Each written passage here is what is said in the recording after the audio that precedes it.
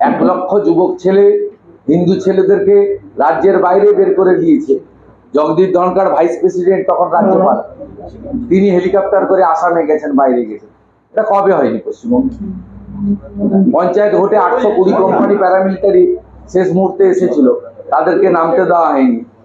55টা murder হয়েছে পঞ্চায়েত ভোটে, তার মধ্যে 25 জন মুসলমান। কবে হয়নি?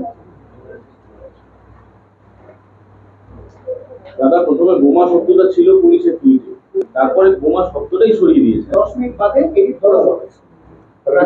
বাচ্চাটা মারা গেল, এরপরে আসবে এটা অরাজনৈতিক ঘটনা। দ্বিতীয় পর্যায়ে আসবে এটা অরাজনৈতিক। এটা আইপ্যাক দেখে বলেছে বোমাটা উড়িয়ে দেবে, তখন পুলিশ গিয়েছে। শাসকের তরফ থেকে বলা হচ্ছে যে বিরোধীরা তাদের পরাজয়টাকে ঢাকছে, এই মেয়েটার মৃত্যুটাকে সামনে রেখে এগোচ্ছে। আমরা কোনোদিন জিতবো বলি, আমরা জিতবো বলি। উপনির্বাচনে কি হয় সবাই জানে। উদয়ন গুহ 1,60,000 ভোটে যেতে,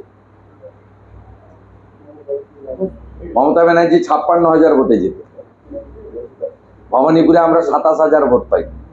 আবার সেই ভবানীপুরে সমানে লড়াই হয়, 9টা ওয়ার্ডের মধ্যে 6টা ওয়ার্ডে হারে। সব কথা বলে লাভ নেই। শান্তিপুরের মতো জায়গায় আমরা 60,000 ভোটে হারি, আবার 30,000-এ জিতি। ওগুলো বলে কোনো লাভ নেই। এই মানিকতলাতে 3,000 গ্যাপ আছে, 60,000 ভোটে শক্তি পান্ডে জিতেছে। কালকে ভোট করুন তো জেনারেল ইলেকশন, 60,000-এর মধ্যে কটা শূন্য উড়ে যায় পাশ থেকে, দেখবেন।